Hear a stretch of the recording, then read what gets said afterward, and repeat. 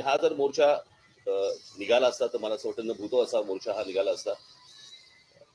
जे साधारणपणे 70-75 वर्षाचे जी लोक आहेत त्यांना कदाचित संयुक्त महाराष्ट्राचा काळ आठवला असता.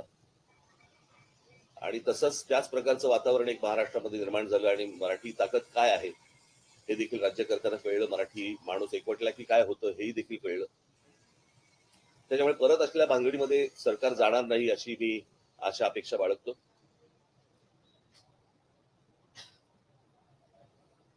खरं तर या गोष्टी काही करायची आवश्यकताच नव्हती, काही गरजच नव्हती. त्या दिवशी माझ्याकडे दादा भुसे ज्यावेळेला मंत्री आले त्यावेळेला त्यांनी मला सांगितलं की आमचं ऐकून तर घ्या. तेव्हा मी त्यांना सांगितलं होतं, मी म्हटलं तुमचं ऐकून घेईन पण ऐकणार नाही आणि या विषयामध्ये कोणतीही तडजोड होणार नाही. कारण हे काय आहे, हे स्लो पॉइझनिंग आहे. हे हळूहळू हळूहळू एक एक या गोष्टी आतमध्ये पेरायच्या आणि ते खास करून महाराष्ट्राच्याच नशिबी येणार. बाकीची राज्य कुठची ऐकणार नाहीत. आणि हा प्रयत्न त्यांनी करून पाहिला, परंतु तो त्यांच्याच मला असं वाटतं अंगाशी आला आणि त्याच्यातनं तो सगळे जी आर मागे घेतले गेले. आता काहीतरी ते समिती नेमतायत. कोणाची ती? जाधवांची. त्यांनी समिती नेमावी, त्याचा निर्णय आणावा न आणावा याच्याशी आम्हाला काही कर्तव्य नाहीये, परंतु परत ही गोष्ट होणार नाही एवढी सरकारने नक्की लक्षात ठेवावं. असल्या कोणत्याही गोष्टी आम्ही मान्य करणार नाही, या होणार नाहीत. आम्ही जेव्हा शिक्षण घेतलं किंवा आतापर्यंत जे शिक्षण होतं त्याच्यामध्ये साधारणपणे 5वी नंतर 6वी पासून हिंदी आणि संस्कृत वगैरे असले प्रकार विषय वगैरे होते. परंतु मी त्या दिवशी म्हटल्याप्रमाणे मुळात हिंदी आणण्याचा का ह्यांचा प्रयत्न आहे मला अजूनपर्यंत कळलेला नाही, कारण ह्यांना हिंदी येते म्हणून नसेल. परंतु हिंदी ही काही राष्ट्रभाषा नाही जी तुम्ही इतर राज्यांवरती लादावी अशी. आणि ही हिंदी एका प्रांताची भाषा आहे. त्या प्रांताच्या भाषेचा मग आमची खरं तर बघायला गेलं तर अनेक याच्यावरती अनेक लोकांनी बोलले होते की उत्तर भारतातले अनेक लोक हे महाराष्ट्रामध्ये नोकरीसाठी येतात. खरं तर त्या भागामध्ये मराठी शिकवली पाहिजे. ते न करता म्हणजे 100-150 वर्षापूर्वीची एक भाषा 3000 वर्षापूर्वीच्या भाषेच्या वरती वरचढ होण्यासाठी प्रयत्न करायला लावतात हे लोक. तेव्हा हे मान्य होऊच शकत नाही, हे होणार नाही. काल मला त्या ह्यांचा हा जो निर्णय आला त्याच्यानंतर संजय राऊतांचा मला फोन आला होता आणि त्यांनी सांगितलं की आपल्याला काय करायचं पुढे. म्हटलं आपल्याला मोर्चा तर रद्द करायला लागेल आता. त्यांनी म्हणाले की आपण एक विजयी मेळावा आपण घ्यायला पाहिजे. म्हटलं घेऊया. म्हणाले मग 5 तारखेला आपण जाहीर केलं तर 5 तारखेला घेऊया का. म्हटलं 5 तारखेला घेता येईल. म्हटलं आता काही ठिकाण जाहीर करू नका. म्हटलं मी माझ्या लोकांशी पहिल्यांदा बोलीन, चर्चा करीन आणि चर्चा केल्यानंतर म्हटलं मग आपण एकत्र मिळून ठरवू आणि मग त्याच्यानंतर बघू आपण 5 तारखेला काय करायचं ते. तर त्याप्रमाणे 5 तारखेला काय अजून काही ठिकाण वगैरे ठरलेलं नाही. मी माझ्या सहकार्यांशी बोलीन, मग त्यांच्याशी बोलणं होईल, माझे सहकारी त्यांच्याशी बोलतील आणि मग त्याच्यातनं 5 तारखेचा मेळावा होईल.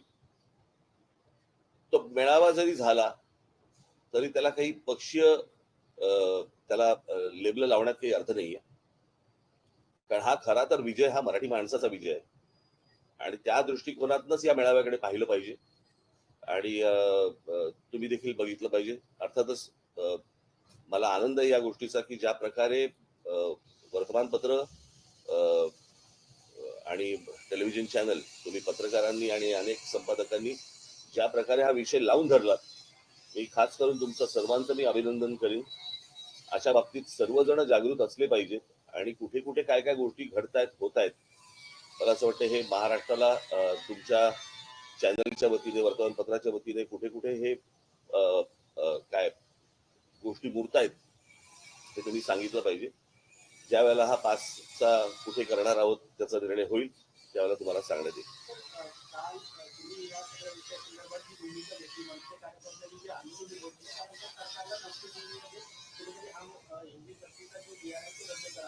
हे मागे बंद करायला सांगते काय कामं चालू आहेत.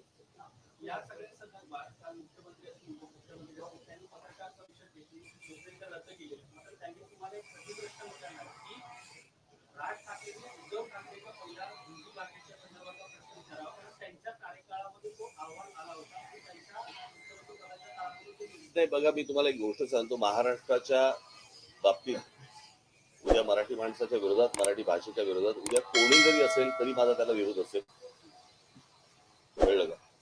आणि उद्या जर समजा उद्धव ठाकरेंच्या काळामध्ये मला आता मी तेव्हा हा प्रश्न विचारला यांना, परंतु तो कुठचा उच्च शिक्षण म्हणजे प्राथमिक शिक्षण आणि काय उच्च शिक्षण याच्यामधला तो शालेय काहीतरी असेल तो, त्याच्यानंतरचा तो विषय आहे असं माझ्या आता कानावरती आलं. मला अजून त्याच्या डिटेल्स मला मिळाले नाहीये. कोणतरी ठाण्याचा कोणतरी माणसाने त्याच्यावरती सही केली आहे त्या सगळ्या विषयावरती. परंतु माझी विनंती हीच राहील महाराष्ट्रातल्या प्रत्येक राजकीय नेत्याला की मराठी महाराष्ट्र या विषयावरती, मराठी भाषा या विषयावरती कोणतीही कोणाही कडनं, आमच्याकडनं तर होणारच नाही, पण तडजोड होता कामा नये. यापुढे सर्वांनी मला असं वाटतं सतर्क राहणं आवश्यक आहे. सर्व बाजूनी महाराष्ट्राचे लचके तोडण्याचे प्रकार सुरू आहेत आणि हे कुठेतरी थांबवणं आवश्यक आहे. मराठी माणसांनी देखील आजूबाजूला काय गोष्टी घडतायत याच्यासाठी जागृत राहणं पण तितकंच गरजेचं आहे. आणि मला असं वाटतं 5 तारखेचा मेळावा ज्यावेळेला होईल त्यावेळेला 5 तारखेच्या मेळाव्यामध्ये मी बाकीच्या सगळ्या सविस्तर गोष्टी मी बोलीन.